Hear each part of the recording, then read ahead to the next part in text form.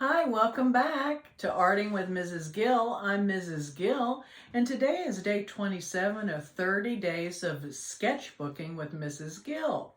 And we've been filling the sketchbooks. It's not easy, but today I'm going to show you another technique that I've used.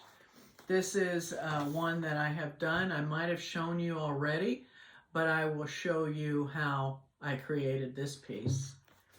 Okay, we'll put that right over here so you can see it, and we'll start. I use one of these. There's no shame. Circles are hard to do, folks. Believe me, I practiced for years.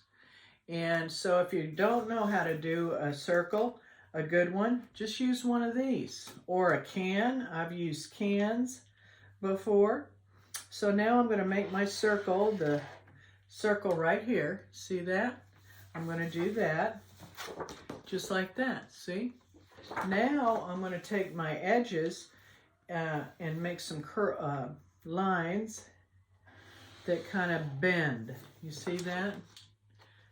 Bend those lines. And you might want to make the places smaller because the bigger you make them, the more you have to color. Okay, so you can make either big spaces or little. I like smaller ones because then I don't have to use as much ink. And I don't know about you, but I get really bored having to color big areas. I really don't like it. I really prefer detail work much more. Okay, so now we're doing this, doing the lines. See that? We're making these lines, and it's fun. Again, this is harder stock. You can use a paper bag for this. I know in my town, they're not doing plastic anymore, so it's mainly paper bags. So you can get those all free from the store, and then you can just do art on them. So depending on how much ink you want to use, you can make these spaces smaller. Like I say, I like to make them smaller so that I don't have to use so much ink. Because it costs money. Everything costs money. And I try and save money as best I can. Okay, so here we go. We got that going. See how we did that? That wasn't too hard. Made our circles from this thing. Again, you can buy these or a ruler, or you can use cans to make your circles. Okay, we did that. So now we are going to start filling in with our color. And again, you use these markers, shake them up with the lid on, because it is permanent markers, okay? It does come off, but I have places on here where it hasn't. I haven't gotten it off, but I don't care. That's fine. All right, so right now I am coloring this one area with my marker, see, like that. And I'm not going to do the whole thing for time's sake. Using another Posca marker, these are what I call the chubs. And so we're going to put that right by it too. And don't worry if you go out of line with your markers or some of the color gets on there. That's okay, because when I finish, I'll outline it in black again when I'm ready. When I've filled it all with color, outline it in black, and that way all your mistakes will be gone. Okay? So remember, you can keep adding layers with Posca markers. And that's what I like. I don't worry so much about mistakes. And even if I do make mistakes in art, I try and turn it into art, so I don't waste the resources or the paint or any of that. So as you can see here, what a vivid pink that is. And don't worry that that's showing on there, because I'm going to go back and outline that in black when I'm done with all the coloring, okay? So don't let that be a barrier for your work. Okay, so now I'm doing yellow. Whoa, that's nice. And this is only one layer. Again, you can use many layers of this acrylic paint. And the more you use, the more vivid the colors will be. And that's what I love. Look at that, isn't that something?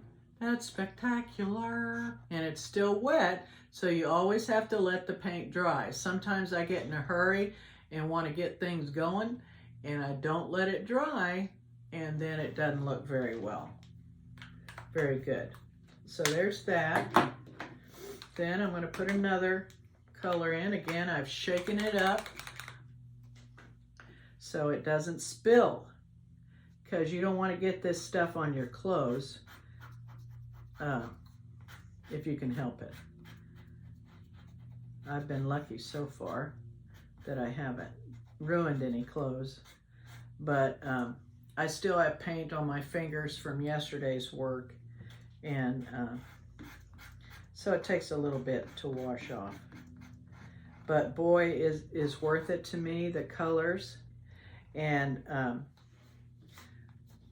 I like it because if I do have something that I want to sell or give to someone, the colors are ready to go. I don't have to go over them again, okay, once I finish my outlining and all that. So those are the colors. Then I come back and I take, now look at my bamboo. You guys know about my bamboo pen holders. This thing comes out if you want it, and then it's hollow in here. You just turn it around. It's very great. I encourage you to get one. You can put anything in them. Men, women, children, anybody can use them. So I recommend that. So here's a Posca fine marker. So now I'm going to go and make my little circles and shapes. With circles and shapes, you can fill spaces, and it looks pretty neat. And I'll show you that here in a minute. See those spaces I made?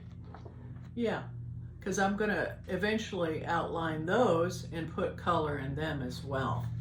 So that's how I'm doing that. Okay.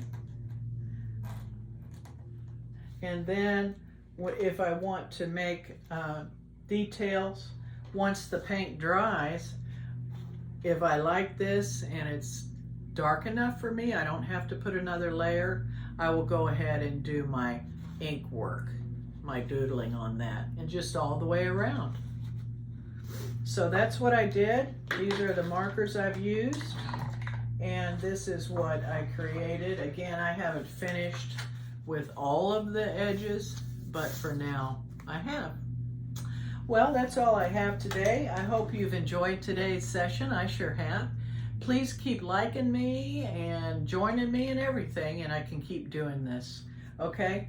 Thank you for stopping by Arting with Mrs. Gill. See you next time. Bye-bye.